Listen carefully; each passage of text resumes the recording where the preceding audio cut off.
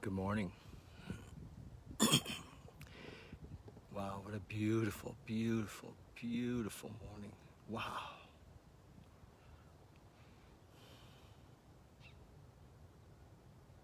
Just been sitting here. Um, I'm in my backyard, and it's just gorgeous. There's a crow right over there. One just flew by. Wow, just like so close. And there's magpies right here, and a squirrel just walked right up to me. It was beautiful. And the little songbirds are all around. It's just such a gorgeous morning. You know, we had 2 days of rain, and now it's just wow. I'm so in love. Hi. So in love with this moment. So the thought came to talk about, you know, being present, and what does that mean? And I think that, you know, for a lot of my life, and I suspect the lives of some of you that are watching, being present is like there's a question mark. It's like, how do I be present? And so I'm going to give you just some tips, you know, on being present. One of the best things for me on being present is to practice being with the breath. So when we breathe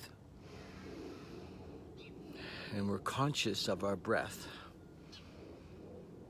we are right here in our breath. So the breath is often like a vehicle into the moment. So focus a bit on the breath can bring us into the moment. That's just a given. Just a given. It can bring us into the moment. And then other things can help us just to be here now. Like for me to sit here before I turn this this video on, and just to be with the crow that's sitting over there, and just to be with what's happening around me, and experience the grass and I have my shoes off, my bare feet in the grass. Just feel it. You know, you're here. Just feel it. And be, you know, present with that feeling. Be in the body. Yes, feel the sun. There's just all of that brings us into the now, into right now. Just feel the now. Wow.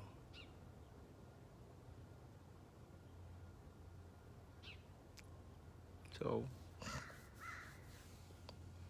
that's kind of a part of it, you know.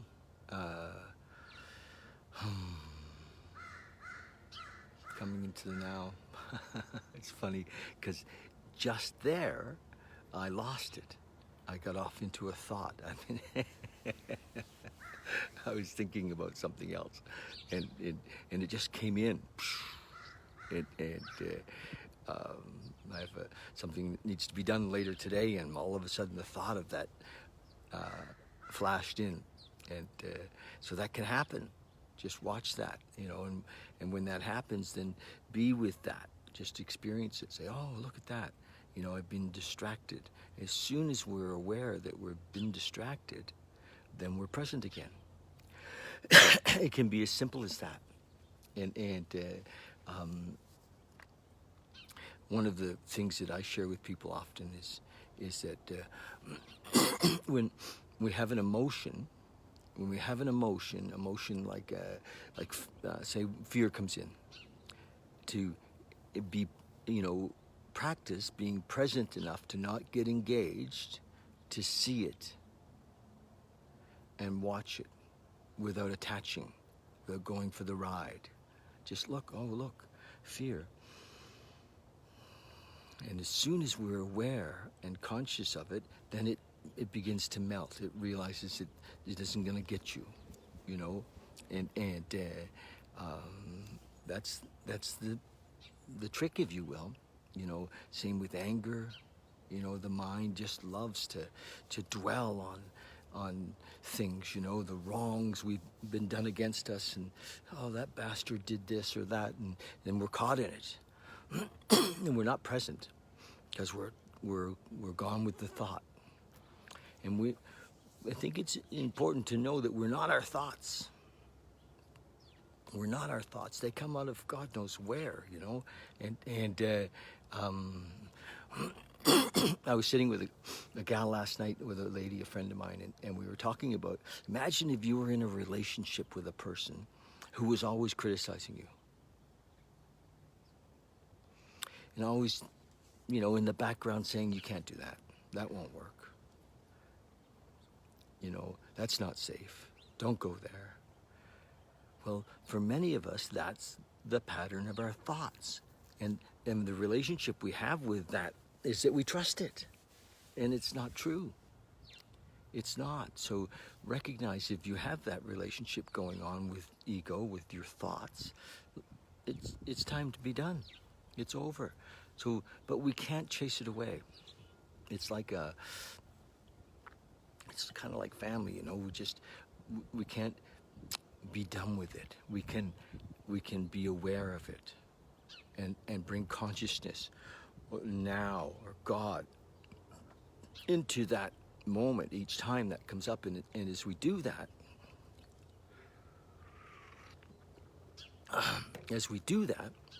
you know, we're not feeding it. When we feed fear, you know, we're not present.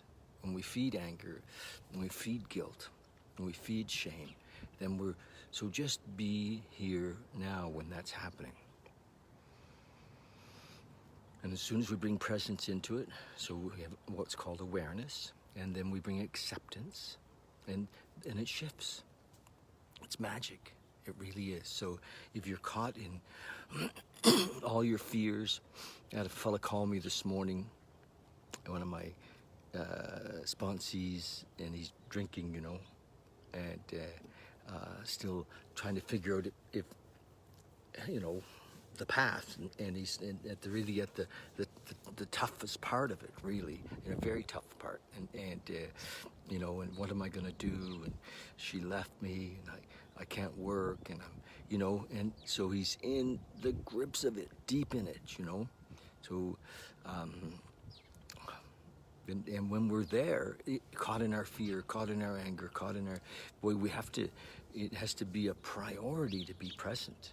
You know, like the number one priority to be present, or to seek, you know, on the other side of it, we call it seek the kingdom of heaven.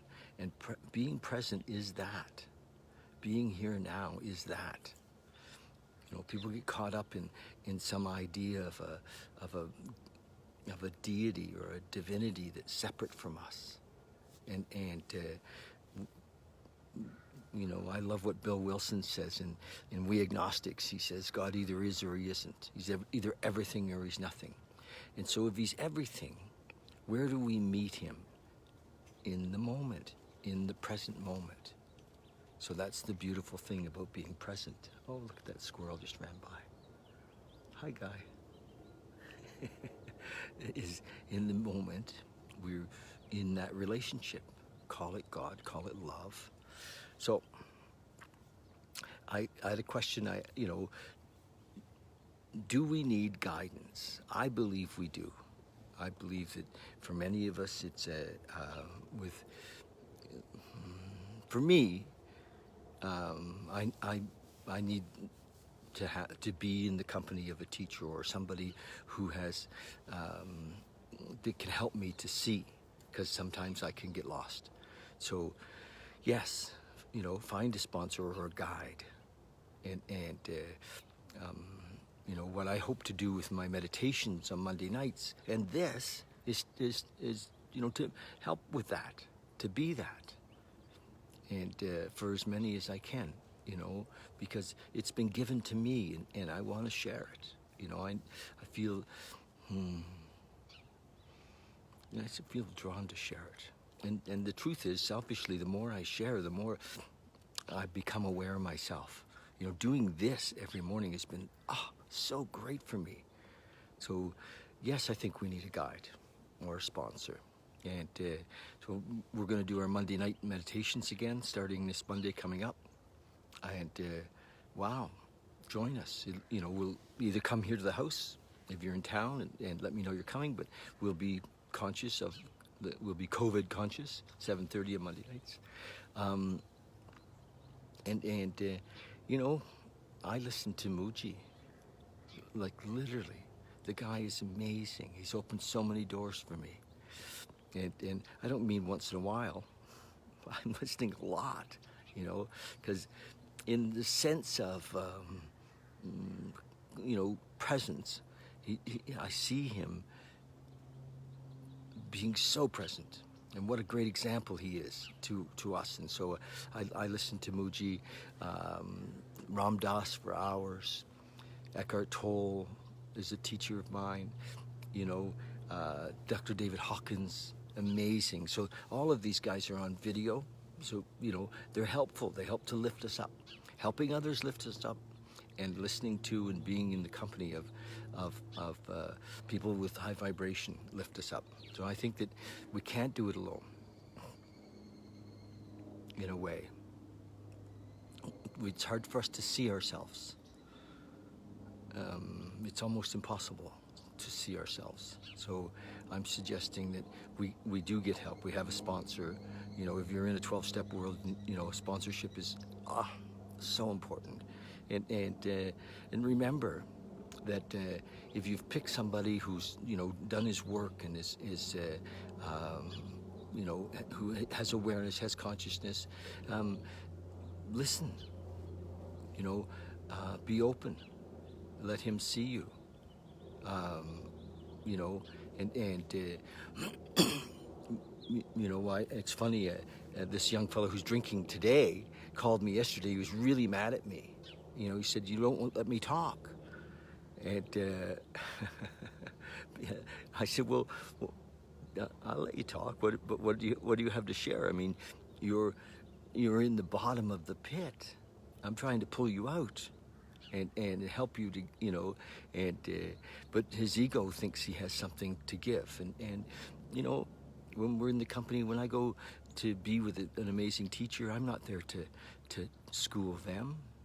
I'm there to be lifted up. So that's the possibility. So I believe being with folks to help us be lifted up is very important, very important. And being open to that possibility that we don't know. Because often we don't know what we don't know, you know?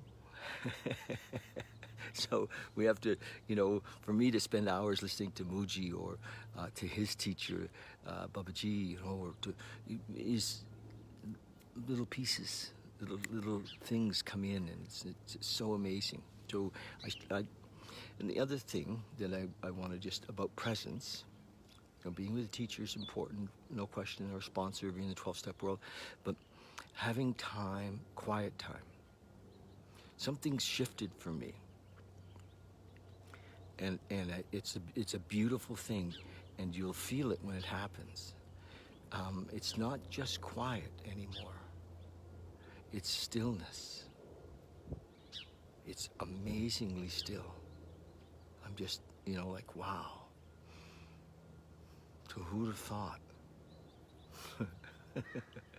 Anyway, so I'm going to read. Oh, I do this. I read. I almost said that's it, but I'm going to read. It's September the 9th.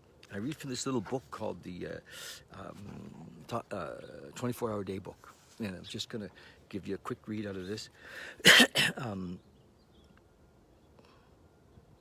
And this was written in 1954 by a man whose name I can't remember, but it was written in the early days of the recovery program and the 12-step world, and to give people a daily touch, you know, a daily something to look at and to be inspired by. And much of his writing is very inspirational. some of it's a little dated, and I try to kind of level it out a little bit sometimes. It says, when an alcoholic is offered a life of sobriety by following the AA program, he will look at the prospect of living without alcohol, and he will ask, am I to be consigned to a life where I shall be stupid, boring, and glum, like some of the righteous people I see? I know I must get along without alcohol, but how can I? Have you a sufficient substitute? Have I found a more than sufficient substitute for alcohol? I do remember that. I remember when I first sobered up. Oh, I stopped drinking December 1st, quite a while ago, 1980. And that's the last time I had a drink. I never had to drink again, and I'm very fortunate that you know, because so many, it's a much greater battle. And I remember thinking, oh my God, how will I stay sober through Christmas? I'll never be able to dance again. You know, I remember thinking that, I'll never be able to dance.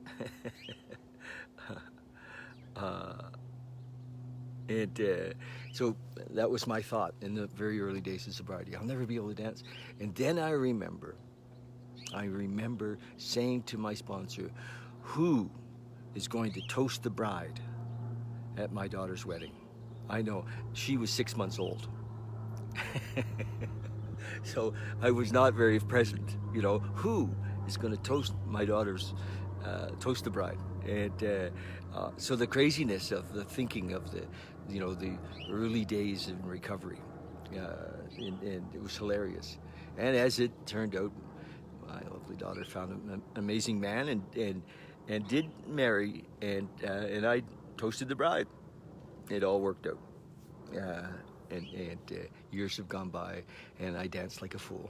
I love to dance, and you know, so those are things that were just crazy, made up, imaginary things. You know, I remember my first sober dance, and you know, I felt like I had 2 left feet for sure. But you know, life has been so amazing. I just couldn't have imagined. So the substitute I found, of course, was my relationship with the moment, with God, that's deepened and deepened and deepened. You know, my relationship with people, you know, my relationship with service. It's a beautiful life compared to where I was. Let me tell you that. Meditation for the day. In God's strength, he says, you conquer life. Your conquering power is the grace of God. There can be no complete failure with God. There can be no complete failure with God. Do you want to make the best of life? Then live as near as possible to God, or in my language, to the moment. Be present, be here now. God is in the here and now. It's not some distant thing, some objectified thing. Don't imagine that, you know, we need to appease some faraway entity. It isn't a faraway entity. It's deep inside of us. It is now. It is here. It is us. So, then live as near as possible to God, the Master and Giver of all life. Your reward for depending on God's strength will be sure. Sometimes the reward will be renewed power to face life. So, because even in sobriety, even in a God-centered life, there's struggle. There's things, shit's gonna happen, and people die, and businesses fail, and you know, economies crash, and stuff goes on. But we have the presence to breathe through it and be present. Relationships break up, you know, all kinds of things happen. We get sick sometimes, you know. So having this presence, this connection, this relationship with a higher power, God as we understand him, the now, you know, divine light, all of those things is however we see it. Yes. Hey, you guys. So, your reward for depending on God's strength will be sure. Sometimes the reward will be renewed power to face life. Sometimes wrong thinking overcome. Sometimes people brought to a new way of living. Sometimes people brought to a new way of living. Whatever success comes will not be all your own doing, but largely the work out of the grace of God. Largely the working out of the grace of God. Awesome. You know, some of his stuff is interesting to read. Anyway, I love this little book. Prayer for the day. I pray that I may rely more fully on the grace of God. Wherever he uses the word try, I take it out.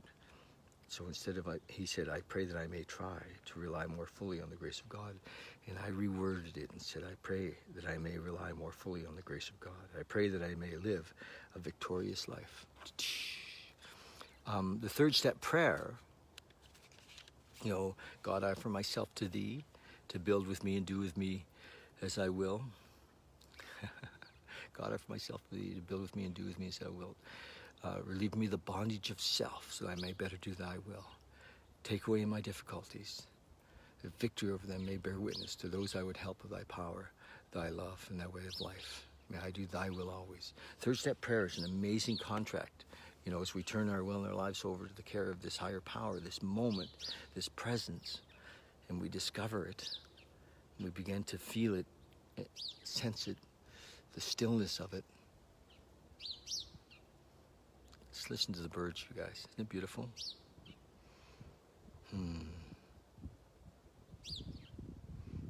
Yes, it's beautiful.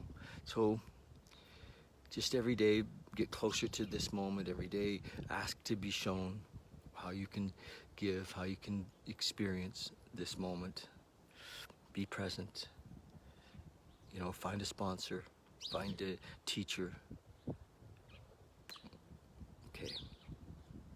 Love you guys. And Monday night, 7:30 our time in Calgary, we'll be live on Zoom. I'll put the Zoom number out pretty soon here. And we'll be live on Facebook and live like this and live on YouTube as well. So join us Monday evening for, you know, a discussion, for meditation, for what I've learned from spending a lot of time with Muji is really call it satsang, you know, which is, you know, coming together to, you know, to live in love as a group, to be love, to experience love.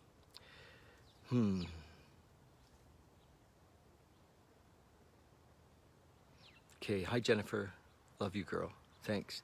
Okay, gonna go. I didn't think I had anything to say this morning. I didn't. But here it is. Okay. Love you guys. Be here now. I had a teacher for many years who used to say, don't take it too seriously. Don't take it too seriously. Yeah. Okay. Love you lots.